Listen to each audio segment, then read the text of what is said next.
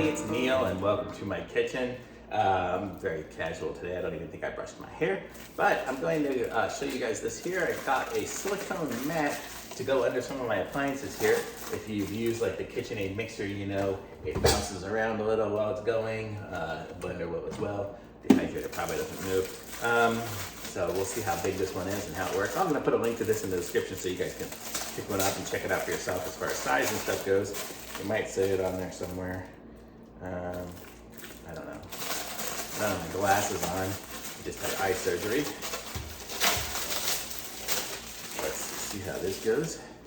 So this is the size of the mat, super heavy duty.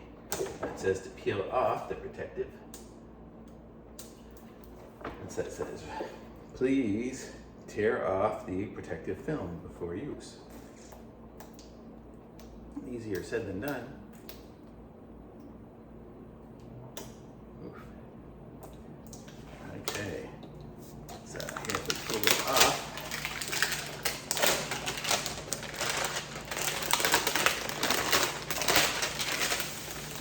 But it's really, it's on there good, but it's not like it's sticky stuff, like it's not sticky.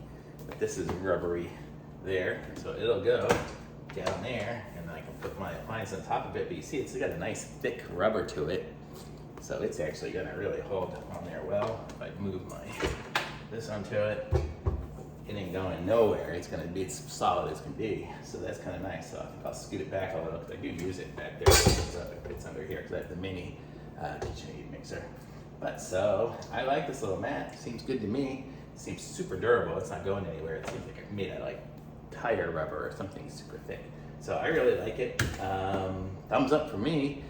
Be sure to like this video and subscribe to my channel. And I will have other reviews of things as well. I mean, you can probably look on my channel and find a review of the blender, of that and this too, if you really are interested in any of these things. But okay, thanks for watching. Bye.